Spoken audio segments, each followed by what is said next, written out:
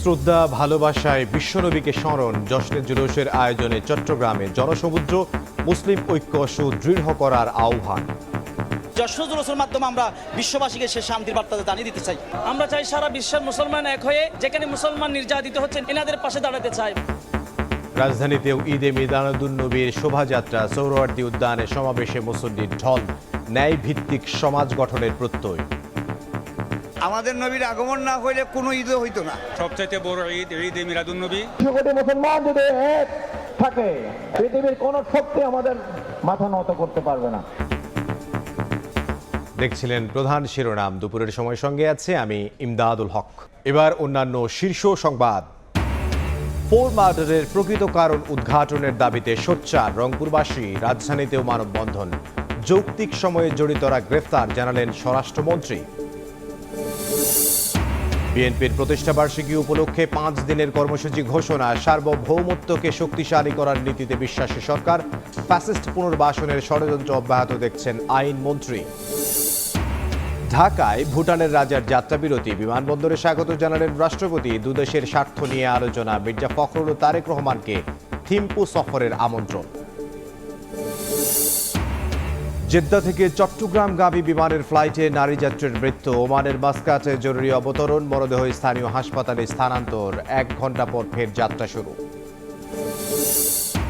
এবং ওষুধের মূল্য নির্ধারণী নীতিমালা বাতিল করায় দাম নিয়ে নৈরাজ্যের শঙ্কা। 297টি অত্যাবশ্যকীয় ওষুধ এখন তালিকাবিহীন। বাড়তি খরচের দুশ্চিন্তায় রোগী।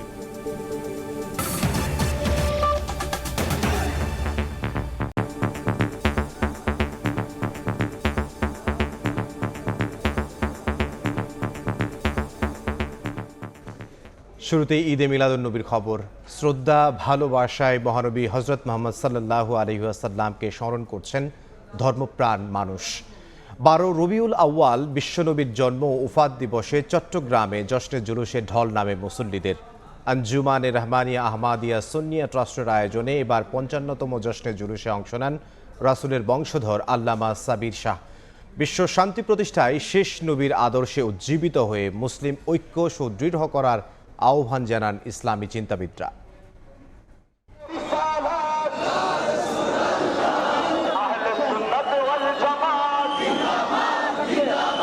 লাখো খণ্ডে দরুদের সুর, হাতে হাতে কালেমা খচিত পতাকা, মহানবীর টানে চট্টগ্রাম নগর জুড়ে জনস্রোত।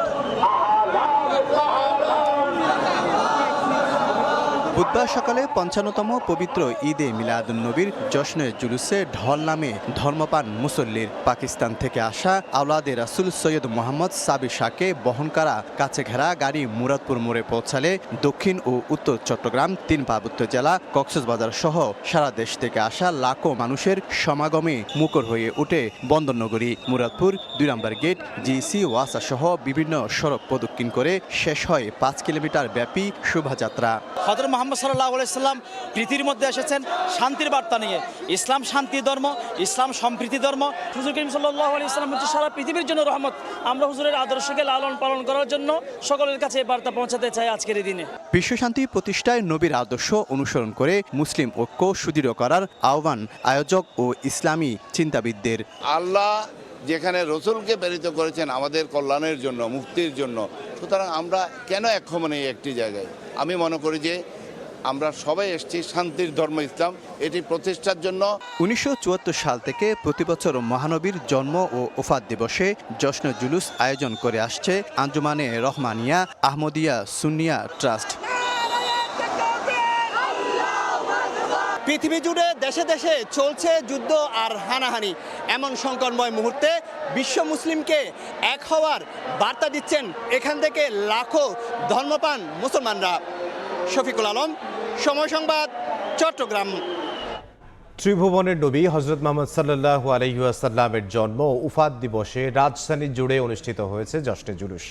বর্ণাঢ্য শোভাযাত্রা শেষে সোহরাওয়ার্দী উদ্যানে মহাসমাবেশ করে আঞ্জুমানে রহমানিয়া মইনিয়া মাইজ ভান্ডারিয়া ও পবিত্র ঈদে মিলাদুন্নবী উদযাপন পরিষদ। এ সময় বিশ্ব শান্তি ও কল্যাণের জন্য মহানবীর জীবন ও আদর্শ অনুসরণের আহ্বান জানান বক্তারা।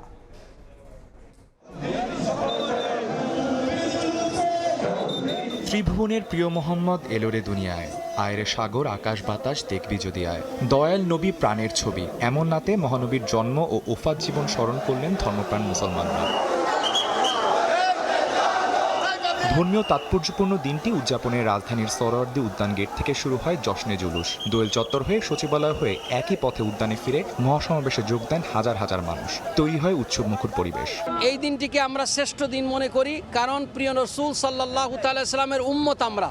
তার আগমনে যদি আজকে আমরা খুশি না হই, তাহলে আমাদের মতো এরকম বেওয়াফা উম্মত আর দুনিয়াতে একটাও নাই। আজকের দিনে প্রিয় রাসূল সাল্লাল্লাহু তাআলা সাল্লাম অন্ধকারাচ্ছন্ন দুনিয়াকে এসে আলোকিত করেছেন। নবী রাসূলুল্লাহ চলা তরিকার মতন যে চলাফেরা করতে পারি, হ্যাঁ তরিকা মতন চলতে পারি, যে দুজন মানুষকে বুঝাইতে পারি, তার হ্যার মারফত আনতে পারি, হ্যার বায়াত করতে পারি, এই আমার কামনা। সবচাইতে বড় ঈদ ঈদে মিলাদুন্নবী, যিনি আগমনের দিন আজকে, যিনিকে আল্লাহ পাক পয়দা না করলে এই আরশ কুরসি লৌহ কলম কুল কায়নাত কোনো কিছু সৃষ্টি হইতো না। শুধু আমরা নিজেরাই প্রশংসা করি না, আল্লাহ নিজেও আল্লাহর ফেরেশতাদেরকে নিয়ে এই দিনের প্রশংসা করে এবং আল্লাহ নিজে জুলুস করে আল্লাহর ফেরেশতা সহকারে। মহানবী সাল্লাল্লাহু আলাইহি ইসলামের জীবন আদর্শ ও মানবতার বাণী অনুসরণের আহ্বান জানান বক্তারা। কোটি মুসলমান যদি এক থাকে, এক উম্মাহ, এক রাসূল, এক আল্লাহ, আমরা এক ধর্মে বিশ্বাসী, ঠিক কিনা? পৃথিবীর কোন শক্তি আমাদের মাথা নত করতে পারবে না। আমরা শুধু আল্লাহ আল্লাহ রসুলের কাছে আমরা মাথা নত করি, আনুগত্য করি। আতিউল্লাহ ওয়া আতিউর রাসূল ওয়া উলিল আমরি মিনকুম। রাজধানীর শহীদ বাগদাদি মাজারে অনুষ্ঠিত হয় জশ্নে জুলুস। মিরপুর 1 নম্বর থেকে মালিবাগ হয়ে আবার মাজারে গিয়ে শেষ হয় বর্ণাঢ্য এই শোভাযাত্রা। এতে অংশ নেন হাজারো মানুষ। মহানবীর জীবন আদর্শ অনুসরণ করে সমাজ ও রাষ্ট্রের ন্যায় প্রতিষ্ঠানে আহ্বানের পাশাপাশি মুসলিম উম্মার ঐক্য কামনা করেন তারা। আমাদের আহ্বান আপনাদের কাছে, আমরা ফিতনা সৃষ্টি না করে কুল মুসলিম উম্মা আমরা একত্রিত হয়ে আমরা এই ঈদে মিলাদুন্নবী সাল্লাল্লাহু তাআলা আলাইহি ওয়াসাল্লাম উদযাপন করব। কমলাপুর রেলওয়ে মসজিদ থেকে বের হয় জশ্নে জুলুস। পরে জাতীয় মসজিদ বাইতুল মোকাররম হয়ে শাহজাহানপুরে গিয়ে শেষ হয় শোভাযাত্রা। এ সময় নবীর প্রতি ভালোবাসা জানিয়ে দরুদ পাঠ করেন হাজারো মানুষ। মহানবীর শিক্ষা ও আদর্শকে ব্যক্তি ও সামাজিক জীবনে ধারণ করার আহ্বান জানান অংশগ্রহণকারীরা। আদনান তুর্য, সময় সংবাদ, ঢাকা। এই মুহূর্তে রাজধানীর সোহরাওয়ার্দী উদ্যানে আছেন সহকর্মী শফিকুজ্জামান রুবেল। সরাসরি যাব তার কাছে। রুবেল, ঈদে মিলাদুন্নবী উপলক্ষে সকাল থেকে রাজধানীর সোহরাওয়ার্দী উদ্যানে চলছে মুসল্লিদের মহাসমাবেশ।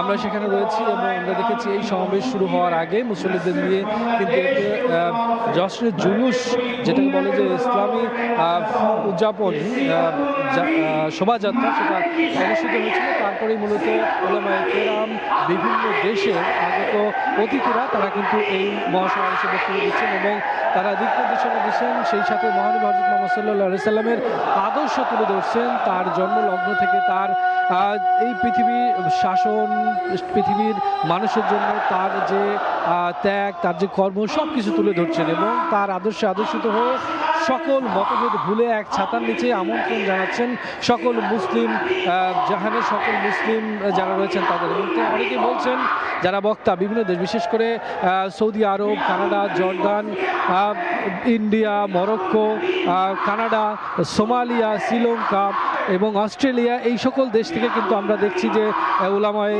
কেরাম এসছেন এবং বিভিন্ন ইউনিভার্সিটি ইসলামিক স্কলাররা তারা কিন্তু এখানে এসছেন এবং তারা দিক নির্দেশনামূলক বক্তব্য দিচ্ছেন। আমরা দেখছি যে একদম সোহরাওয়ার্দী উদ্যান একদম লোকারণ্য, বিভিন্ন দেশের বিভিন্ন প্রান্ত থেকে কিন্তু সুন্নি মুসলমান থেকে শুরু করে সর্বস্তরের মুসলমানরা এখানে সমবেত হয়েছেন এবং তারা খুব মনোযোগ দিয়ে এই তাদের দিক নির্দেশনা এবং বক্তব্য শুনছেন। বিশেষ করে উঠে আসছে বারবার এই সকলের বক্তব্যে যে মুসলমান শব্দটি এক ছাতার নিচে সকলকে আসতে হবে, নিজেদের মধ্যে যে মতভেদগুলো রয়েছে সেগুলো ভুলে একত্রিত হতে হবে। পুরো পৃথিবীতে যে সংকট চলছে মুসলমানদের উপর, দমন পীড়ন, নির্যাতন, নিপীড়ন, সেগুলোর বিরুদ্ধে সকলকে দাঁড়াতে হবে।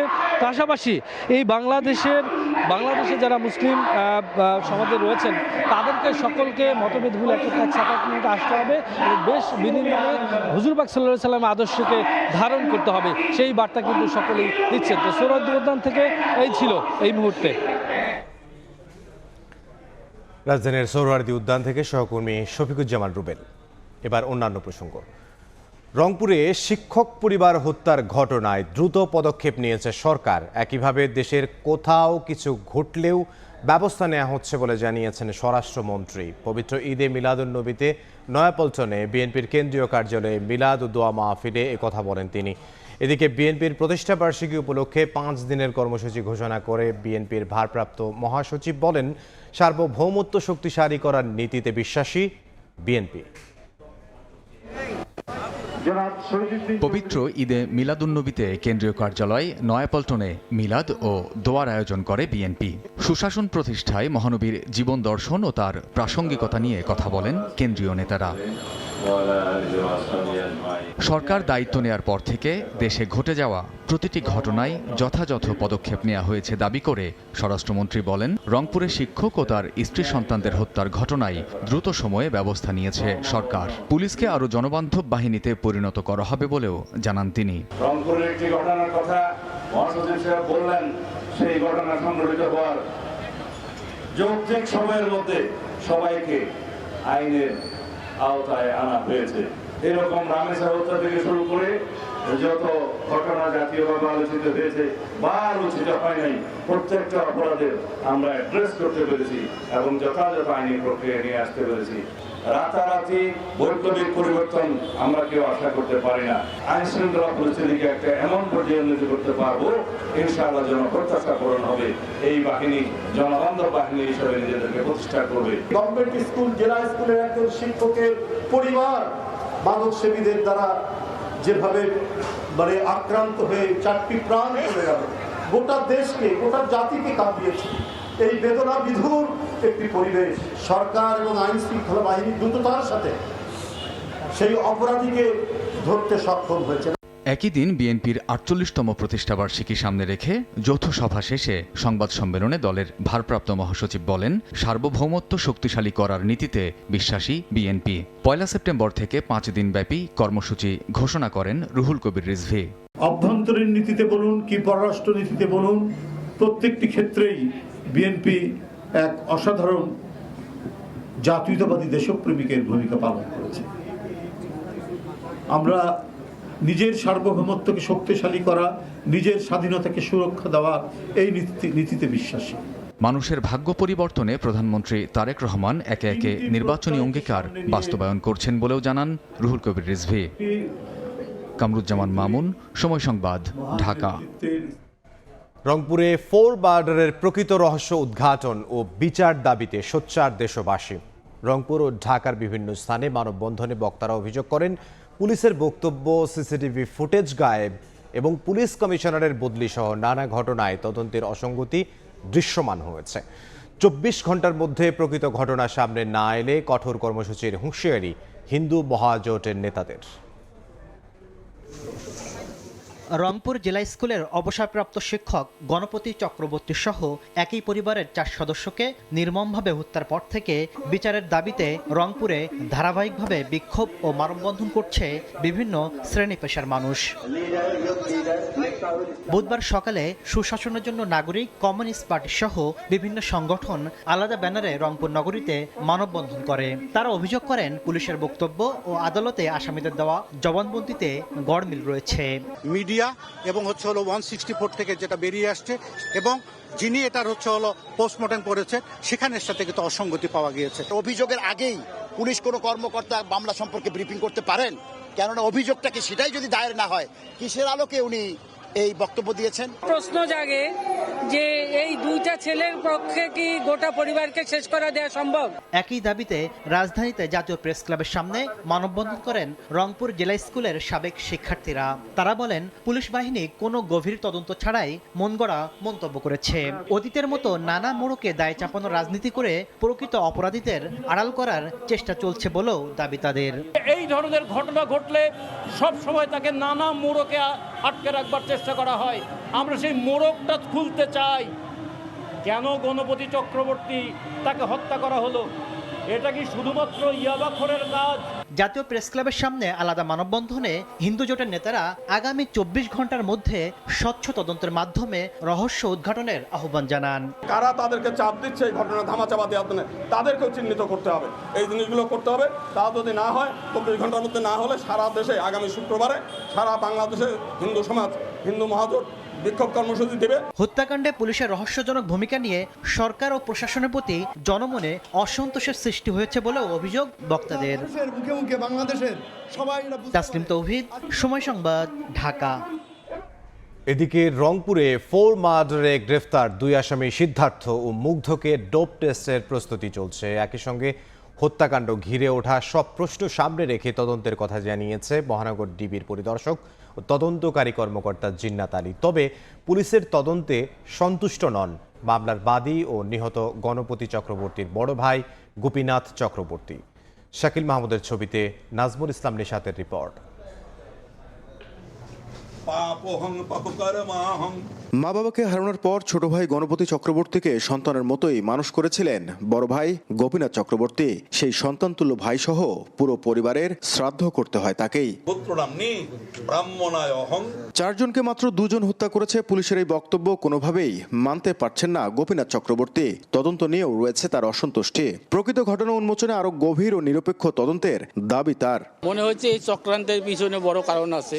2টা পিসি ছাওয়ায় 4টা লোক খুন করা সম্ভব 2টা লোকের পক্ষে। আমরা চাচ্ছি এর কঠিন তদন্ত, সুষ্ঠু তদন্ত। এর ভিতরের রহস্য কি আছে, বাইরের রহস্য কি আছে। চাঞ্চল্যকর মামলাটির তদন্তভার সোমবার কোতোয়ালি মেট্রো থানা থেকে হস্তান্তর করা হয়েছে রংপুর মহানগর ডিবিতে। নতুন তদন্তকারী কর্মকর্তা জিন্নাত আলী বলেন, মামলাটি ঘিরে ওঠা সব প্রশ্নকে গুরুত্ব দিয়ে তদন্ত করা হচ্ছে। এই যে প্রশ্নগুলো যার যার মনে জাগতেছে বাদী পক্ষ সহ, এই প্রশ্নগুলো বিশ্লেষণ করা নিবিড়ভাবে এবং সুষ্ঠু শান্তভাবে আমাকে তদন্ত করার সুযোগ দিতে হবে এবং আমি সেটা করবো ইনশাল্লাহ। এরই মধ্যে গ্রেফতার সিদ্ধার্থ ও মুগ্ধের ডোপ টেস্টের প্রস্তুতিও সম্পূর্ণ হয়েছে বলে জানিয়েছেন তদন্তকারী কর্মকর্তা। সকালেই মাদকের ডকেটটা পেয়েছি, অলরেডি আমি ডোপ টেস্টের জন্য আবেদন করেছি, কালকে এটা চলে যাবে ইনশাল্লাহ। গত 22 আগস্ট রাতে রংপুর নগরীর কামাল কাসনার মাঝুয়াপাড়ার নিজ বাসা থেকে রংপুর জেলা স্কুলের অবসরপ্রাপ্ত শিক্ষক গণপতি চক্রবর্তী, তার স্ত্রী প্রীতিলতা, মেয়ে প্রার্থী ও ছেলে প্রিয়মের মরদেহ উদ্ধার করে পুলিশ। এই ঘটনায় সিদ্ধার্থ ও মুগ্ধকে গ্রেফতার করা হয়েছে। এছাড়াও সীমান্ত দাস নামে এক সাক্ষী আদালতে 164 ধারায় জবানবন্দি দিয়েছে। নাজমুল ইসলাম নিশাত, সময় সংবাদ, রংপুর। দুপুরের সময় আরও থাকছে। বিবাহ বিচ্ছেদের জেরে রাতের আঁধারে নির্যাতন। মেহেরপুরে প্রাক্তন স্বামীর আঘাতে তরুণীর হাত বিচ্ছিন্ন, বাবা মাকেও কুপিয়ে জখম, অভিযুক্ত যুবক গ্রেফতার।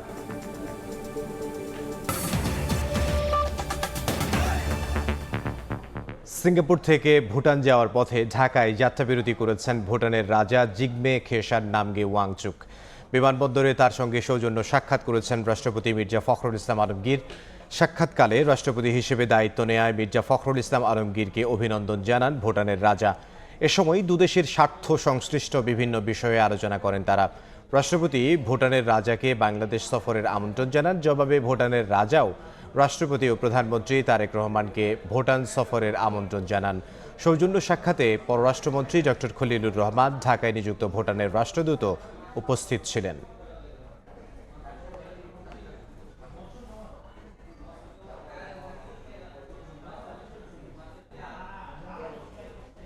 প্রতিষ্ঠার 85 বছর পার করল জামায়াতে ইসলামী। উপমহাদেশের প্রাচীন এই সংগঠন নানা রাজনৈতিক চড়াই উতরাই পেরিয়ে বর্তমানে দেশের প্রধান বিরোধী দল।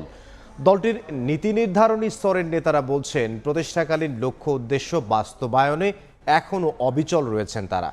বারবার সংকট এলেও জনঘনিষ্ঠ রাজনীতি করায় তা থেকে উতরে গেছে জামাত, এমন দাবিও করেছেন কেউ কেউ।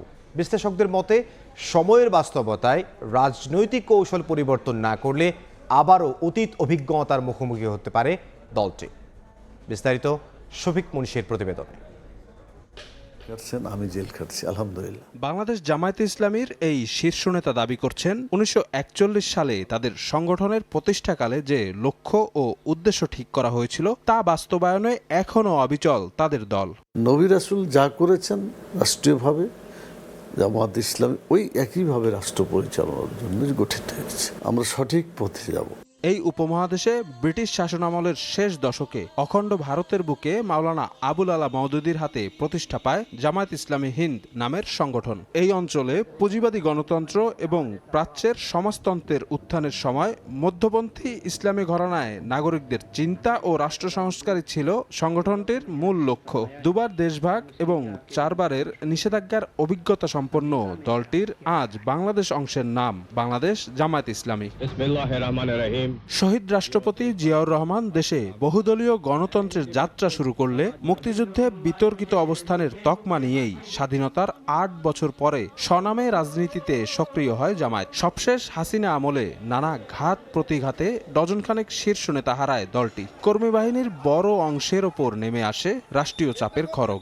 রাজনৈতিক ঘটনাচক্রে ভারত বা পাকিস্তানে খুব বেশি সফল না হলেও বাংলাদেশে সংগঠনটি এখন প্রধান বিরোধী দলের ভূমিকায়। দীর্ঘদিনের বন্ধুত্বপূর্ণ সম্পর্কের স্বীকৃতি। দলটির নীতি নির্ধারণী পর্যায়ের নেতারা বলছেন, গণমুখিতার দলীয় আদর্শের ফলে আপামর মানুষের কাছে গ্রহণযোগ্য অবস্থানে জামায়াত। যে সরকারই জামাত ইসলামীকে নিষিদ্ধ করেছে সেই সরকারই পতন হয়েছে। মূল কারণ হচ্ছে জামাতকে জনগণ ধারণ করে, জামাত জনগণের সাথে মিশে থাকে, জামাত জনগণের জন্যই রাজনীতি করে। তবে রাজনৈতিক বিশ্লেষকরা এই মুহূর্তে জামায়াতকে সফলভাবে দেখলেও সময়ের বাস্তবতায় দলটির নীতিগত অবস্থানে কিছু পরিবর্তনের পরামর্শ দিচ্ছেন। জামাতকে নিয়ে আগ্রহ বেড়েছে এটা বিরাট অর্জন জামাতের। বাংলাদেশের জন্মের যে একটা ইতিহাস আছে, এই ইতিহাসের এটাকে স্বীকৃতি দিতেই হবে। ইসলামী রাজনীতির কল্যাণকর ডাইমেনশন আছে, এটাকে আরো সুন্দরভাবে মানুষের সামনে উপস্থাপন করতে।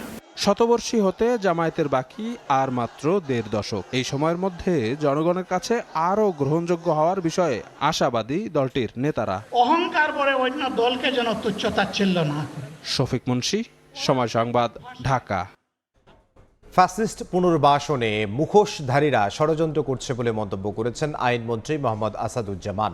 ফ্যাসিবাদের ফিরে আসা ঠেকাতে বিরোধিতার সংস্কৃতি বাদ দিয়ে দেশের কল্যাণে রোডম্যাপ তৈরিতে কাজ করার আহ্বানও জানিয়েছেন তিনি। দুপুরে পবিত্র ঈদে মিলাদুন্নবীতে দৃষ্টি প্রতিবন্ধী ও তৃতীয় লিঙ্গের শিক্ষার্থীদের মেধা অন্বেষণ প্রতিযোগিতার পুরস্কার বিতরণী অনুষ্ঠানের আয়োজন করে ইনস্টিটিউট অব হযরত মুহাম্মদ সাল্লাল্লাহু আলাইহি ওয়াসাল্লাম। এই অনুষ্ঠানে অংশ নিয়ে দেশ বিরোধী ষড়যন্ত্রের বিরুদ্ধে কড়া হুঁশিয়ারি উচ্চারণ করেন আইনমন্ত্রী। এ সময় সরকার ভুল করলে আঙুল দিয়ে দেখিয়ে দেওয়ার আহ্বানও জানিয়েছেন তিনি। মানুষের মুখোশধারী অনেকের চোখ আছে, আলো আছে, তারা এখনো ফ্যাসিস্ট পুনর্বাসনের জন্য চেষ্টায় আছেন। আমরা বলবো, আপনারা যে যেখানেই থাকুন, চোখ খুলুন।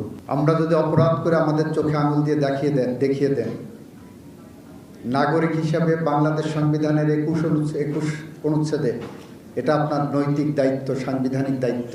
আমরা যদি আমাদের দায়িত্ব বোধের জায়গা থেকে কাজ করি, তাহলে হয়তো বাংলাদেশ একদিন সুকান্তের ভাষায় শিশুর বাসযোগ্য ভূমি হিসাবে। জেদ্দা চট্টগ্রাম ঢাকা রুটে চলাচল করা বিমান বাংলাদেশ এয়ারলাইন্সের BG-136 ফ্লাইটে এক যাত্রী মারা গেছেন। বুধবার জেদ্দা থেকে ছেড়ে আসার পর ওই যাত্রী অসুস্থ হয়ে পড়লে ওমানের মাস্কাটে ফ্লাইটটি জরুরি অবতরণ করে। প্রাথমিকভাবে ধারণা করা হচ্ছে স্ট্রোকে তার মৃত্যু হয়েছে। পরে ওমান পুলিশ অনুমতি দিলে চট্টগ্রামের বাসিন্দা বেগম সানোয়ারার মরদেহ তার সহযাত্রী ছেলের সঙ্গে স্থানীয় হাসপাতালে পাঠানো হয়। মাস্কাট বিমানবন্দরে 1 ঘন্টা অবস্থানের পর ফ্লাইটটি চট্টগ্রামের উদ্দেশ্যে যাত্রা করেছে বলে জানিয়েছে বাংলাদেশ বিমান। সম্প্রতি ওষুধের মূল্য নির্ধারণে নীতিমালা বাতিলের পর হজবরল দশা দেশের বাজারে। একই আদেশে বাতিল হয়ে যায় 297টি অত্যাবশ্যকীয় ওষুধের তালিকা। ফলে স্বয়ংক্রিয়ভাবে কার্যকর হয়েছে 3 দশক আগের ব্যবস্থাপনা। জনস্বাস্থ্য বিশেষজ্ঞরা বলছেন, এতে বাজারের নিয়ন্ত্রণ হারালো সরকার।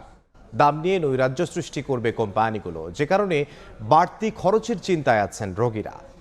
সোহেল কুরেশির ক্যামেরায় নাইম হাসানের রিপোর্ট। ওই ওষুধগুলো অনেকেই মার্কেটে নাই, লস দিতে কেউ বানাবে না। দরিদ্র মানুষ, তারা ঘটি মাটি বেচে উচ্ছেদ হয়ে যাচ্ছে। ষাটোর্ধ্ব রমিজউদ্দিন, উচ্চ রক্তচাপ, ডায়াবেটিস, হৃদরোগ সহ নানা জটিলতায় ভুগছেন তিনি। দীর্ঘদিন ধরে গড়ে প্রতি মাসে 4 থেকে 5 হাজার টাকার ওষুধ কিনে খেতে হয় রমিজউদ্দিনকে। ভালো নেই রমিজের স্ত্রী আসমাও। এর মধ্যে অত্যাবশ্যকীয় ওষুধের মূল্য নির্ধারণী তালিকা বাতিলের খবরে চিন্তার ভাঁজ তাদের কপালে। আমাদের মধ্যবিত্ত লোক, আমরা খুব কষ্টে আছি। আমরা মানুষের কাছে না চাইতে পারি। জায়গা যখন ব্যস্ত হইব, এটা ব্যস্ত হইব, ধার করতে হইব, কর্জ করতে হইব, ভিক্ষা করতে হইব, খাইয়া বাঁচতে হইব। আমাদের মতো মধ্যম ফ্যামিলিগুলা পয়সা থাকা অনেক কঠিন। 1994 সালে 117টি অত্যাবশ্যকীয় ওষুধের তালিকা তৈরি করে সরকার। চলতি বছরের শুরুতে অন্তর্বর্তী সরকার সেটি বাড়িয়ে 297টিতে উন্নীত করে। তবে চলতি মাসে সেই তালিকা বাতিল করে বর্তমান সরকার। রাজধানীর কয়েকটি ফার্মেসি ঘুরে দেখতে চাই আমরা। সরকারের মূল্য বেঁধে দেওয়া কতগুলো ওষুধ মিলছে এসব ফার্মেসিতে। মেটাকল মানে এটা কোনটা? এটা কি? এটাও নাই। হ্যাঁ, এমপিসিলিনটা নাই ভাই, এমপিসিলিনটা এখন পাবেন না। বেনজাইল এটা নাই, এটা সমস্যা। তার মানে অর্ধেকের বেশি ওষুধ বর্তমানে বাজারেই নেই। কেন নেই এমন প্রশ্নে ঔষধ শিল্প সমিতির সাফ উত্তর, লোকসান দিয়ে কোনো ওষুধ তৈরি করবে না কোম্পানিগুলো। সরকার একটা এসেনশিয়াল ড্রাগের লিস্ট করবে, সেটা সে অ্যাভেলেবেল করবে, এটা সরকারের কাজ। এখানে আমাদের সাথে কোনো ইস্যু নাই। আমাদের ইস্যু হলো আমরা বানাবো, যদি আমার প্রফিটেবিলিটি না থাকে আমি তো বানাবো না। ওষুধের দাম নির্ধারণ সরাসরি কোম্পানির হাতে চলে যাওয়ায় খোলা বাজারে চলছে নৈরাজ্য। টার্মিনাফিন একই জিনিস, এইটার দাম হলো 20 টাকা পার পিস। আর একটা কোম্পানি আছে, এটার দাম হলো 50 টাকা পার পিস। আর একটা কোম্পানি আছে টার্মিনাফিন 250, এটা 60 টাকা পার পিস। 20 টাকাটা যে কাজ করে, ওই 60 টাকা দাও একই কাজ করে। বিক্রেতারা বলছেন মূল্য তালিকা বেঁধে দেওয়া থাকলে সব কোম্পানিকেই একই দামে ওষুধ বিক্রি করতে হতো। দাম নিয়ে এই নৈরাজ্য হতো না। ওষুধ কোম্পানিগুলো লাগাম ছেড়ে দাম বাড়াবে তাদের ইচ্ছা মতো। নিয়ন্ত্রণ গভর্নমেন্টের হাতেই থাকা উচিত, তার কারণ হচ্ছে যাতে সাধারণ মানুষ ক্ষতিগ্রস্ত না হয়। তবে ঔষধ প্রশাসন বলছে সব দিক বিবেচনায় রেখে অত্যাবশ্যকীয় ওষুধের নতুন তালিকা তৈরির কাজ চলছে। এমন একটা লিস্ট আসবে, আশা করি যে লিস্টে বেশিরভাগ মানুষ উপকারের মধ্যে পড়বে এবং ইন্ডাস্ট্রিও সেটা সাপোর্ট করবে। যদিও বিশেষজ্ঞরা বলছেন বাজারের উপর ওষুধ প্রশাসনের কোনো নিয়ন্ত্রণ নেই। আমার ধারণা এরকম, ওষুধ কোম্পানিগুলোর যে অ্যাসোসিয়েশন আছে তারা সরকারকে এসে একটা চাপ দিয়েছে এবং সরকার আর কোনো কিছু চিন্তা না করে, আর কোনো কিছু না দেখে স্ট্রেট বাদ দিয়ে দিয়েছে। আপনি যদি খোলা বাজারে এইভাবে অত্যাবশ্যকীয় ঔষধের তালিকা ছেড়ে দেন, প্রচণ্ড মূল্যবৃদ্ধি হবে। এখানে প্রতিযোগিতার বদলে এখানে সিন্ডিকেট করে দাম বাড়ানো হয়। নিজস্ব ব্যবস্থাপনায় অত্যাবশ্যকীয় ওষুধ তৈরি করে জনগণের প্রাপ্যতা ও চাহিদা নিশ্চিতে সরকারের প্রতি আহ্বান জানিয়েছেন বিশেষজ্ঞরা। একজন রোগীর কাছে ওষুধ মানে জীবন বাঁচানোর লড়াই। দীর্ঘমেয়াদী চিকিৎসা ব্যয় চালাতে যেয়ে সর্বশান্ত বহু পরিবার। এমন অবস্থায় ওষুধের প্রাপ্যতা ও দাম নিয়ে যদি চলে নৈরাজ্য, তার মাসুল গুনতে হয় সাধারণ মানুষকেই। রোগীর স্বার্থ রক্ষায় ওষুধের বাজার কতটা নিয়ন্ত্রণ করতে পারছে রাষ্ট্র, সেই প্রশ্ন রেখেই শেষ করতে চাই। নাঈম হাসান, সময় সংবাদ, ঢাকা। মেহেরপুরে বিবাহ বিচ্ছেদের জেরে সাবেক স্ত্রী ও শ্বশুর শাশুড়িকে কুপিয়ে জখমের অভিযোগ উঠেছে। কুপিয়ে বিচ্ছিন্ন করে দেয়া হয় তরুণীর হাত। আহতরা ঢাকা মেডিকেলে চিকিৎসাধীন রয়েছেন। এ ঘটনায় অভিযুক্ত তরুণকে আটক করেছে পুলিশ। দাম্পত্য কলহের জেরে স্বামীর ঘর ছেড়েও নির্যাতনের শিকার স্মৃতি খাতুন। গুরুতর আহত অবস্থায় হাসপাতালে চিকিৎসাধীন তিনি ও তার বাবা মা। শহরের লর্ড মার্কেট এলাকায় সেলিম হোসেন, রেবেকা খাতুন ও তাদের মেয়ে স্মৃতি খাতুন মঙ্গলবার রাতে নিজ বাড়িতে ঘুমাচ্ছিলেন। 1:30টার দিকে বাড়িতে প্রবেশ করে স্মৃতির প্রাক্তন স্বামী সায়ন। এ সময় ধারালো অস্ত্র দিয়ে অতর্কিত হামলা চালিয়ে স্মৃতির ডান হাত বিচ্ছিন্ন করে দেয়। মেয়ের চিৎকারে পাশের কক্ষ থেকে বাবা মা ছুটে আসলে তাদেরকেও কুপিয়ে আহত করে পালিয়ে যায় ওই যুবক। আশঙ্কাজনক অবস্থায় স্মৃতি ও তার বাবা মা ঢাকা মেডিকেলে চিকিৎসাধীন। বেলা বড় করা, কোন দিক দিয়ে ঢুকিয়েছে বাবা এটা আমরা বলতে পারবো না। আটকানো বাড়ির মধ্যে এরকম আসতে পারে, এসে ওই ঘটনাটা ঘটলো, আমরাই আতঙ্ক হয়ে যাচ্ছি। ইতিমধ্যে অভিযুক্ত সায়নকে গ্রেফতার করেছে পুলিশ। ঘটনাস্থল পরিদর্শন করেছে স্থানীয় জনপ্রতিনিধি।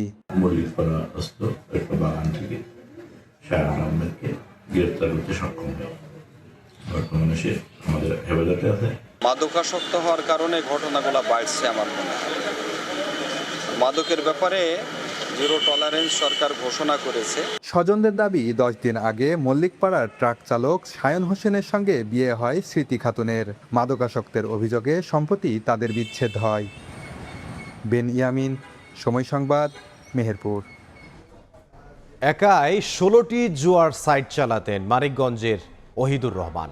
ফেসবুক ও হোয়াটসঅ্যাপে ফেক আইডি থেকে দিতেন চটকদার বিজ্ঞাপন। মোবাইল ব্যাংকিংয়ের মাধ্যমে বিক্রি করা হতো নিজস্ব কারেন্সি। এভাবে 4 বছরে ঢাকা, সাভার, গাজীপুর ও মানিকগঞ্জে গড়ে তুলছেন অর্ধশত কোটি টাকার সম্পদ। রাজধানীর শাহজাহানপুর থেকে তাকে গ্রেফতারের পর এ তথ্য জানিয়েছে র্যাব। লাকিবাজ, নায়ালুডুস, আগুন, বাজি, ভেলকি গেমস নামের অসংখ্য সাইটে দেদারসে চলছে অনলাইন জুয়া। এগুলোর বিরুদ্ধে আইন শৃঙ্খলা বাহিনীর একের পর এক অভিযানে নামলেও থামছে না কার্যক্রম। সাইবার পেট্রোলিংয়ের অংশ হিসেবে এমন 16টি জুয়া সাইটের তথ্য আসে র‍্যাব 3-এর নজরে। গ্রাহক সেজে ঢোকা হয় এসব অবৈধ সাইটে। সামনে আসে একাধিক নম্বর, যার সূত্র ধরে শনাক্ত করা হয় একজন অ্যাডমিনকে। শাহজাহানপুরের আউটার সার্কুলার রোডে অভিযান চালিয়ে গ্রেফতার করা হয় অভিযুক্ত ওহিদুর রহমানকে। জব্দ করা হয় 2টি স্মার্টফোন। এগুলো পর্যালোচনা করে দেখা যায় 12টি জুয়া সাইটের অ্যাডমিন ওহিদুর, আরও 4টির সুপার এজেন্ট। তাকে আটকের পর তার মোবাইল অ্যানালাইসিস করে আমরা সবগুলা সাইটেরই সত্যতা পেয়েছি। সে 16টি অনলাইন গেমের সাথে, এই জুয়ার সাথে জড়িত। আমরা তাকে এজাহার দিয়ে শাহজাহানপুর থানায় হস্তান্তর করেছি। ওহিদুরের কাছ থেকে মেলে ফেক হোয়াটসঅ্যাপ নম্বর ও ফেসবুক আইডি। এগুলো দিয়ে জুয়ার বিজ্ঞাপন দিতেন তিনি। এরপর মোবাইল ব্যাংকিং এর মাধ্যমে বিক্রি করতেন নিজস্ব কারেন্সি। তাদের একটা নিজস্ব কারেন্সি রয়েছে যেটা অনলাইন গেমে ইউজ করে থাকে, যার নাম হচ্ছে PBU। পরবর্তীতে এটা সে বাংলাদেশি টাকায় কনভার্ট করে দেন বিকাশ এবং নগদ অ্যাপ ব্যবহার করে থাকে। BPL, IPL এবং ছাড়াও যে ইন্ডিয়ান কিছু লাইক গুজরাটে কিছু খেলা হচ্ছে, এগুলা নিয়েও সে গেম করে থাকে। এর সাথে বাংলাদেশ, ইন্ডিয়া, দুবাই সহ বেশ কয়েকটা দেশের নাম আমাদের কাছে এসেছে অলরেডি। র‍্যাব বলছে 4 বছরে অর্ধশত কোটি টাকা হাতিয়েছে ওহিদুর। এসব টাকায় ঢাকা, সাভার, গাজীপুর ও মানিকগঞ্জে গড়ে তুলেছেন বিপুল সম্পদ। মাসুদুর রহমান, সময় সংবাদ, ঢাকা। কুমিল্লার বুড়িচংয়ে মাদক কারবারের টাকা নিয়ে দ্বন্দ্বের জেরে ছোট ভাইকে পিটিয়ে হত্যার অভিযোগ উঠেছে বড় ভাইয়ের বিরুদ্ধে। পুলিশ জানায়, মঙ্গলবার রাতে ছোট ভাই জাকির ও তার বড় ভাই শাকিলের মধ্যে বাকবিতণ্ডা হয়। এক পর্যায়ে মারামারিতে রূপ নেয়। এ সময় জাকিরকে বেধড়ক মারধর করলে ঘটনাস্থলেই তার মৃত্যু হয়। ভাঙচুর করা হয় ঘরবাড়িও। নিহতের মাথার পেছনে ও 2 পায়ে আঘাতের চিহ্ন রয়েছে বলে জানিয়েছে পুলিশ। মাদক ব্যবসার টাকা ভাগাভাগি নিয়েও ঘটনার সূত্রপাত বলে প্রাথমিক ধারণা আইন শৃঙ্খলা বাহিনীর।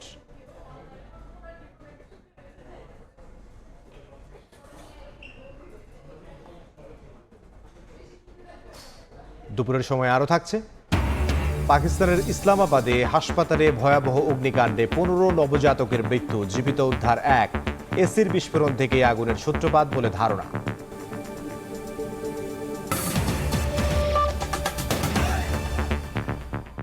রাজশাহীতে চাহিদা মতো সার পাচ্ছেন না কৃষকরা। ডিলারদের কাছে না পেয়ে অনেকে বাধ্য হচ্ছেন খোলা বাজার থেকে সার কিনতে, যেখানে বস্তা প্রতি নির্ধারিত মূল্যের চেয়ে 300 থেকে 1000 টাকা বেশি দাম দিতে হচ্ছে। সংশ্লিষ্টরা বলছেন, কৃষি কার্ডের জালিয়াতি, একই ব্যক্তির অধীনে একাধিক সারের ডিলার লাইসেন্স, কালোবাজারি ও মাছ চাষে বরাদ্দের বাইরে সার প্রয়োজন হওয়ায় এই সংকট। তবে কৃষি বিভাগ ও প্রশাসনের দাবি, সারের কোনো সংকট নেই। আব্দুস সালামের ছবিতে মওদুদ রানার প্রতিবেদন। ডিলার পয়েন্টে সারের জন্য দীর্ঘ লাইন, ঘন্টার পর ঘন্টা অপেক্ষা করছেন কৃষকরা। তাদের অভিযোগ, আমন ধান ও শীতকালীন ফসলের মৌসুম সামনে রেখে ইউরিয়া মোটামুটি মিললেও চাহিদা মতো ডিএপি ও একেবারেই মিলছে না মিউরেট অফ পটাশ। এই চিত্র রাজশাহীর পবা উপজেলার হুজুরিপাড়ায়। জমি হচ্ছে এখন বর্তমান 9 বিঘা নিজস্ব, আর বর্গা আছে 9 বিঘা। সার নিতে আসা কৃষক বাশিরের কৃষি উপকরণ সহায়তা কার্ডে লেখা আছে তার নিজের জমি 10 বিঘা, বর্গা নিয়েছেন আরও 10 বিঘা। তার মতো বেশিরভাগ কার্ডধারী নিজের চেয়ে বর্গা জমিতে বেশি চাষ করেন এমন দাবি। এ নিয়ে অভিযোগ রয়েছে, বর্গা চাষ ও কার্ডের অজুহাতে বাড়তি সার তুলে বাইরে বেশি দামে বিক্রি করছেন অনেকেই। কার্ডে পাবো আমি 10 বস্তা, আমি 10 বস্তাই নিব, আমি 5 বস্তা সার বাইরে বিক্রি করে দেবো। ওই সারটা যখন আমি পরবর্তীতে কিনবো তখন ডাবল দাম আমাকে কিনা লাগবে। আমরা দিতে পারছি না, কারণ অ্যালটটা খুব কম হচ্ছে। ডিলার পয়েন্টের কাছেই শাইর পুকুরে রুবেল ট্রেডার্সে প্রকাশ্যেই বাড়তি দামে সার বিক্রি হচ্ছে। 1050 টাকার 50 কেজি ওজনের 1 বস্তা ডিএপি বিক্রি হচ্ছে 2300 টাকায়। প্রতিবেদক পৌঁছাতেই সরে পড়েন বিক্রেতা রুবেল। এখানে খোঁজ করলাম, খোঁজ করার পর সার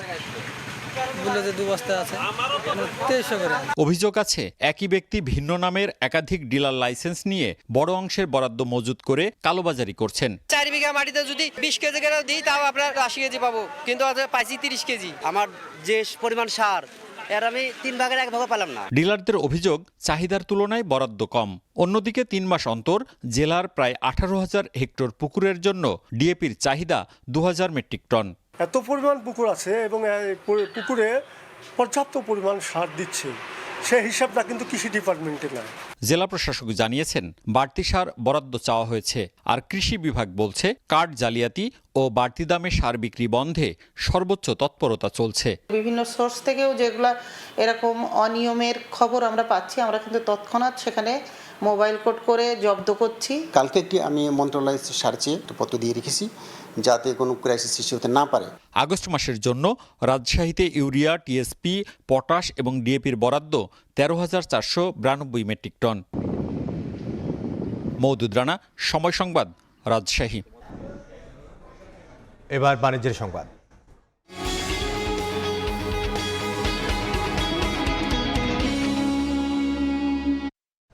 বাংলাদেশ সহ সব দেশ থেকে নির্দিষ্ট এজেন্সির মাধ্যমে শ্রমিক নিচ্ছে মালয়েশিয়া। তবে এই প্রক্রিয়ায় সিন্ডিকেটের অস্তিত্ব খুঁজে পাচ্ছে বাইরের এক পক্ষ। আরেক পক্ষ বলছে নির্দিষ্ট এজেন্সির মাধ্যমেই শ্রমিক যাবে, তবে ব্যয় যেন না বাড়ে সেদিকে নজর রাখতে হবে।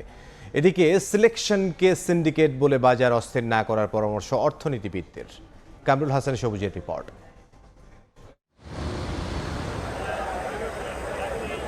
মালয়েশিয়া গেল অর্থবছর বাংলাদেশ যে ৩৫ বিলিয়ন ৫৯ কোটি ডলার রেমিটেন্স ঘরে তুলেছে, তার ৩ বিলিয়ন ৪০ কোটি ডলারই এসেছে দক্ষিণ পূর্ব এশিয়ার এই দেশ থেকে। ২০২৪ সালের মেতে বন্ধের পর আবারও দেশটিতে শ্রমিক পাঠানোর সুযোগ পাচ্ছে বাংলাদেশ।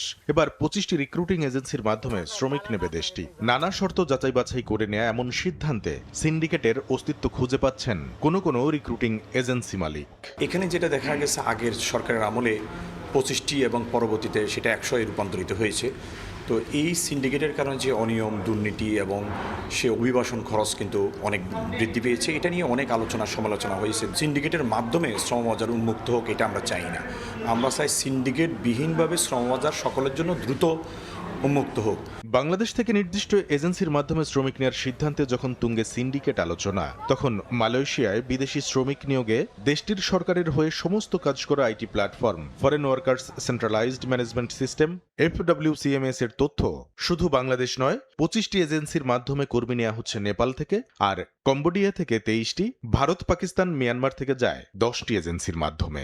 স্টেক হোল্ডার যারা আছে তাদের মতবিরোধ থাকতে পারে। আমি মনে করি যে এটাকে নিয়ন্ত্রণ করার জন্য, মাইগ্রেশন কস্টকে নিয়ন্ত্রণ করার জন্য এই জায়গাতে একটা কন্ট্রোলিং থাকা উচিত। গভর্নমেন্টের যেই উইংসগুলো আছে তারা মনিটর করুক যে শ্রমিক যাতে স্বল্প খরচে যেতে পারে। বৈশ্বিক শ্রমবাজার নিয়ন্ত্রণের মাধ্যমে আস্থা অর্জন করতে না পারলে প্রবাসী আয়ে আগামীতে বড় মাসুল গুনতে হবে বলে যুক্তি অর্থনীতিবিদদের। প্রত্যেকটা দেশ থেকে কিন্তু একটা প্রসেসের মাধ্যম দিয়ে কিন্তু শ্রম রপ্তানি করা হয়, তাহলে বাংলাদেশ থেকেও কিন্তু প্রসেসের মাধ্যম দিয়ে শ্রম রপ্তানি করতে হবে। কারণ শ্রম রপ্তানিটা যদি আপনি উন্মুক্ত করে দেন তাহলে মার্কেট ডিস্টরশন হয়ে যাবে। ব্যাকগ্রাউন্ডে যাচাই বাছাই করে কিন্তু আপনার এই কোম্পানিগুলো কিন্তু নমিনেট করা হয়। সুতরাং এগুলোর নামটা সিন্ডিকেট না দিয়ে এটা আমরা সিলেক্টেড কোম্পানি বলতে পারি। খাত সংশ্লিষ্টরা বলছেন এ দফায় মালয়েশিয়ায় শ্রমিক নেয়ার স্ট্যান্ডার্ড অপারেটিং প্রসিডিওর SOP শিগগিরই প্রকাশ করা হবে। তখন বোঝা যাবে কোন খাতের শ্রমিক হিসেবে দেশটিতে যেতে খরচ পড়বে কত। কামরুল হাসান সবুজ, সময় সংবাদ, ঢাকা। দেশের বাইরের খবর। পাকিস্তানের ইসলামাবাদে সরকারি হাসপাতালে ভয়াবহ আগুনে অন্তত 15 নবজাতকের মৃত্যু হয়েছে। গাইনি ওয়ার্ডে থাকা 16 শিশুর মধ্যে জীবিত উদ্ধার করা হয়েছে এক শিশুকে। এসির কম্প্রেসার বিস্ফোরণ থেকে আগুনের সূত্রপাত বলে ধারণা করা হচ্ছে, যদিও সরকার বলছে শর্ট সার্কিট থেকেই আগুন লাগে। উঠে এসেছে ভবনের অগ্নি নিরাপত্তার ঘাটতির অভিযোগও। এই ঘটনায় জরুরি তদন্তের নির্দেশ দিয়েছেন প্রধানমন্ত্রী শাহবাজ শরীফ।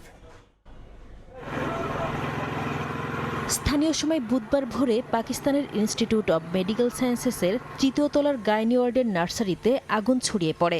ধোঁয়ায় ঢেকে যায় পুরো ওয়ার্ড। খবর পেয়ে দমকল কর্মীরা এসে আগুন নিয়ন্ত্রণে আনে। এ সময় শিশুদের উদ্ধারে বেগ পাওয়ার কথাও জানান তারা। কর্মকর্তারা জানান দুর্ঘটনার সময় সেখানে 16 নবজাতক ছিল। তাদের মধ্য থেকে মাত্র একজনকে জীবিত উদ্ধার করা সম্ভব হয়। দেশটির স্বাস্থ্যমন্ত্রী জানিয়েছেন বেশিরভাগ শিশুর মৃত্যু হয়েছে শ্বাসরোধ থেকে। তবে তবে দুর্ঘটনার কারণ নিয়ে তৈরি হয়েছে ধোঁয়াশা। উদ্ধারকারী সূত্র বলছে এসির কম্প্রেসর বিস্ফোরণ থেকেই আগুনের সূত্রপাত হয়েছে। অন্যদিকে পাকিস্তানের ফেডারেল মন্ত্রী তারিক ফজল চৌধুরী দাবি করেছেন আগুনের সূত্রপাত শর্ট সার্কিট থেকে। হাসপাতালের ভেতরে গ্যাস লাইন, প্লাস্টিকের সরঞ্জাম ও অক্সিজেন সরবরাহ থাকায় আগুন দ্রুত ছড়িয়ে পড়ে বলেও জানান তিনি। এদিকে ওয়ার্ডের পরিবেশ নিয়ে ক্ষোভ প্রকাশ করেছেন নিহত শিশুদের স্বজনরা। আমি আমার মেয়েকেও দেখতে পারিনি। ওয়ার্ডের পরিস্থিতি ছিল খুবই খারাপ। ভবনটিতে অগ্নি নিরাপত্তা বা জরুরি বহির্গমন ব্যবস্থাও ছিল না। সব দরজা বন্ধ থাকতো। সন্তানদের দেখতে আমাদের জন্য ছিল মাত্র একটি দরজা, বাকিগুলো তালাবদ্ধ রাখা হতো। মর্মান্তিক এ ঘটনায় গভীর শোক জানিয়েছেন পাকিস্তানের প্রধানমন্ত্রী শাহবাজ শরীফ। অবিলম্বে তদন্তের নির্দেশ দিয়ে ঘটনায় দায়ীদের বিরুদ্ধে কঠোর ব্যবস্থা নেওয়ার কথা জানিয়েছেন তিনি। নাসরিন রুমি, সময় সংবাদ। মিয়ানমারে মানবাধিকার পরিস্থিতির চরম অবনতি ঘটেছে বলে সতর্ক করেছে জাতিসংঘ। সংস্থাটির মানবাধিকার বিষয়ক হাই কমিশনার দফতরের প্রতিবেদনে রোহিঙ্গা নির্যাতন, জোরপূর্বক গুম এবং শিশুদের দিয়ে কায়িক শ্রম করানোর ভয়াবহ তথ্য উঠে এসেছে। একই সঙ্গে অবৈধ খনি সম্প্রসারণের কারণে পরিবেশ, কৃষি ও স্থানীয় জনগোষ্ঠীর স্বাস্থ্য ঝুঁকি নিয়ে উদ্বেগ জানানো হয়। আন্তর্জাতিক সম্প্রদায়ের প্রতি কার্যকর পদক্ষেপের আহ্বান জানিয়েছেন সংস্থাটির হাই কমিশনার ভলকার তুর্ক। মিয়ানমারে জান্তা সরকারের শাসন ও ক্রমাগত সশস্ত্র সংঘাতের মধ্যে সাধারণ মানুষের উপর দমন পীড়ন আরও তীব্র হয়েছে। জাতিসংঘের মানবাধিকার বিষয়ক হাই কমিশনারের দপ্তর OHCHR এর প্রকাশিত প্রতিবেদনে বলা হয়, সামরিক বাহিনী ক্ষমতা আঁকড়ে রাখার অপচেষ্টায় বিমান হামলা, অগ্নিসংযোগ ও গণগ্রেফতার চালিয়ে যাচ্ছে। এতে দেশটির সার্বিক মানবাধিকার পরিস্থিতির মারাত্মক অবনতি হয়েছে। প্রতিবেদনে বলা হয়, উত্তর রাখাইনে রোহিঙ্গা জনগোষ্ঠীর ওপর নির্যাতন দিন দিন ভয়াবহ রূপ নিচ্ছে। জান্তা বাহিনী ও আরাকান আর্মি উভয়ের বিরুদ্ধেই হত্যা, নির্যাতন, যৌন সহিংসতা এবং জোরপূর্বক গুমের অভিযোগ তুলে ধরেছে জাতিসংঘ। এমনকি শিশুদের দিয়ে জঙ্গল পরিষ্কার ও ভবন নির্মাণের মতো কঠিন কাজ করানো হচ্ছে। প্রতিবেদনে বলা হয়, তরুণদের জোরপূর্বক সামরিক বাহিনীতে নিয়োগ দিতে ঘর থেকে ধরে নিয়ে যাচ্ছে সেনারা। একই সঙ্গে বাড়ছে যত্রতত্র গ্রেফতার ও আটকের ঘটনা। একদিকে সামরিক বাহিনীর দমনপীড়ন, অন্যদিকে বিদ্রোহী গোষ্ঠীগুলোর সংঘাতের সুযোগে মিয়ানমারে অবৈধ খনি, মাদক ও মানব পাচারের মতো সংঘাত নির্ভর অর্থনীতি দ্রুত বিস্তার লাভ করছে। সবচেয়ে ভয়াবহ প্রভাব পড়েছে কাচিন ও শান অঞ্চলে দুর্লভ খনিজের অবৈধ খনন কার্যক্রম বাড়ায়। স্যাটেলাইট চিত্রে দেখা গেছে 2021 সালের পর কাচিনে নতুন করে 302টি এবং শানে খনি এলাকা বেড়ে 85টি হয়েছে। খনির বিষাক্ত রাসায়নিক ও বর্জ্যের কারণে ফসলের উৎপাদন ব্যাহত হচ্ছে। পাশাপাশি বিষাক্ত পদার্থের সংস্পর্শে এসে শ্রমিকদের ফুসফুস, কিডনি ও প্রজনন স্বাস্থ্যের মারাত্মক ক্ষতি হচ্ছে, যার শিকার হচ্ছেন স্থানীয় নারী ও সাধারণ কর্মীরা। শাফিনা সুলতানা, সময় সংবাদ। খেলার খবর। অস্ট্রেলিয়া এসে আধিপত্য দেখিয়ে ম্যাচ জেতার পেছনে পেস ইউনিট বড় অবদান রেখেছে বলে মনে করেন ডারউইন টেস্ট জয়ের নায়ক হাসান মাহমুদ। সামনের দিনে বিশ্বের বড় দলগুলোর বিপক্ষেও ডমিনেট করে জয় পেতে চায় বাংলাদেশ। অস্ট্রেলিয়ায় এসে অনুশীলন করা কাজগুলো সঠিকভাবে মাঠে কাজে লাগানোই জয় পাওয়া সম্ভব হয়েছে বলেও মত হাসান মাহমুদের। অস্ট্রেলিয়া থেকে তারেক হাসান শিমুলের রিপোর্ট। অস্ট্রেলিয়ার মাটিতে অজিদের যেন তাদের নিজেদের ভাষায় জবাব দিয়েছে বাংলাদেশ। ব্যাট হাতে লড়াই আর বল হাতে একের পর এক আঘাত। ডারউইনের মারারা স্টেডিয়ামে বাংলাদেশের জয়ের গল্পের সবচেয়ে বড় উজ্জ্বল অধ্যায় হয়ে থাকবে পেসারদের দাপট। ম্যাকাইতে ব্যাটিং ব্যর্থতায় হারলেও পেসাররা তৈরি করেছিলেন লড়াইয়ের রসদ। নতুন বলে আগুন, পুরনো বলে নিয়ন্ত্রণ। পুরো ম্যাচ জুড়েই অস্ট্রেলিয়ার ব্যাটিংকে স্বস্তি দেয়নি বাংলাদেশের পেস আক্রমণ। হাসান মাহমুদের নেতৃত্বে তাসকিন আহমেদ, ইবাদত হোসেন, তিন পেসারের আক্রমণে বারবার ভেঙেছে অস্ট্রেলিয়ার ব্যাটিংয়ের প্রতিরোধ। ডারউইনের ইতিহাস লেখার বড় অবদান পেসারদের দেখছেন হাসান মাহমুদ। এখানে ফাস্ট বোলারদের অনেক বড় অবদান আছে আমাদের ম্যাচ জিতার পিছনে, এবং as a fast bowling unit বলবো যে আমরা খুবই ভালো এবং খুবই কনফিডেন্ট ছিলাম এই সিরিজটার জন্য। লাইন লেন্থ, শৃঙ্খলা, অফ স্ট্যাম্পের বাইরে ধারাবাহিক চ্যালেঞ্জ আর সঠিক সময়ে আক্রমণাত্মক বাউন্সার অস্ট্রেলিয়ার কন্ডিশনকে এবার বাংলাদেশের পেসাররাই নিজেদের পক্ষে নিয়ে নিয়েছেন। এই আত্মবিশ্বাস টাইগারদের সাহস দিচ্ছে সামনের দিনে ভালো করার। সব বড় প্রতিপক্ষকে করতে চান নিজেদের শিকার। এটা আমাদের জন্য বলবো যে অনেক বড় একটা অর্জন, এবং আমরা ইনশাল্লাহ যত সময় ধরে এইসব কন্ডিশনে খেলবো, ডমিনেট করব এবং বড় বড় টিমের সাথে খেলবো, আশা করব যে সামনে আরো ম্যাচ জিতবো এবং আরো ডমিনেট করব। ডারউইনের কন্ডিশনকে কাজে লাগানোর সঙ্গে ছিল পরিকল্পনার নিখুঁত বাস্তবায়ন। অস্ট্রেলিয়ায় আসার পর অনুশীলনে যে কাজগুলো বারবার করা হয়েছে, ম্যাচের গুরুত্বপূর্ণ মুহূর্তে ঠিক সেগুলোই মাঠে প্রয়োগ করেছে বাংলাদেশ। সেটাকে সাফল্যের মূল মন্ত্র মানছেন টাইগার পেসার। নতুন বলে সুইং এবং লাইন এন্ড লেন্থ মেনটেন করে বোলিং করা এবং সবকিছু মিলিয়ে আমাদের ফাস্ট বোলাররা যেভাবে কাজ করতেছিল লাস্ট কয়েকদিন, সবাই সবার নিজের থেকে বেস্টটা দেওয়ার চেষ্টা করেছে।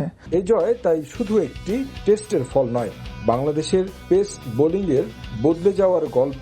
অস্ট্রেলিয়ার মাটিতে এই জয় যেন বলে দিচ্ছে লড়াইয়ের দিন পেরিয়ে বাংলাদেশ এখন জয়ের গল্প লিখতে জানে। তারেক হাসান শিমুল, সময় সংবাদ, অস্ট্রেলিয়া। এ পর্যায়ে শীর্ষ সংবাদগুলো জানিয়ে দিচ্ছি আরও একবার।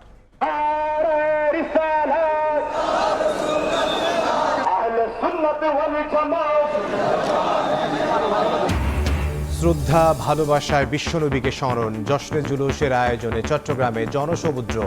রাজধানীতেও ঈদে মিলাদুন্নবীর শোভাযাত্রা, মুসলিম ঐক্য সুদৃঢ় করার আহ্বান।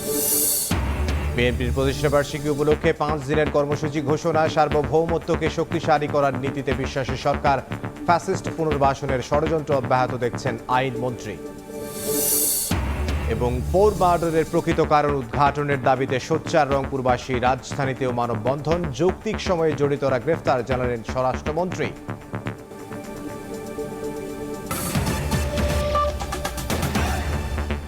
এই ছিল দুপুরের সময়ে। এরপর বিভাগীয় সময় নিয়ে আসছি কিছুক্ষণ পর, সঙ্গে থাকুন সময়।